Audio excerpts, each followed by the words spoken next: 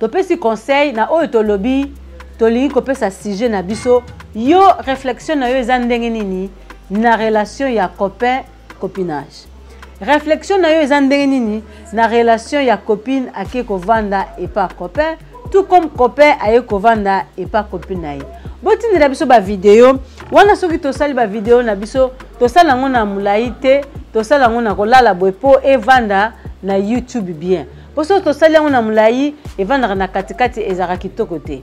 Alors, au na yo, so continue d'appel voir na numéro ya réflexion, au continue d'appel voir na pe sabino numéro ya de réflexion, au continue d'appel voir na yo pour biso to kotia ba image na suka pour ebima bien na écran na biso.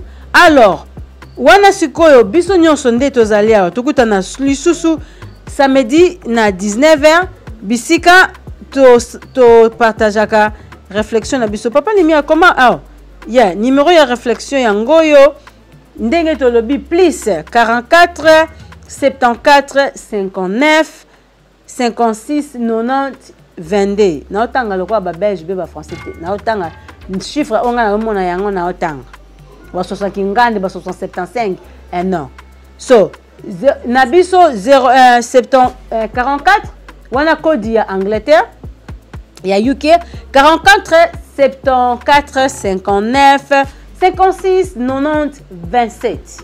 Otindi vidéo, otindi voix, otiena okaka boyolobi na yo. Biso to na image wana siko ekoza la réflexion na yo selon sujet à lelo to sololi copain copinage yo réflexion na yo zandeni. Merci beaucoup.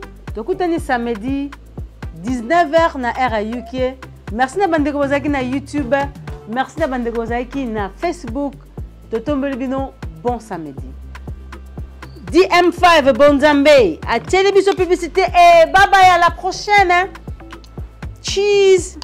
Tia Rebecca. Ti oh fais ça la mbongo papa.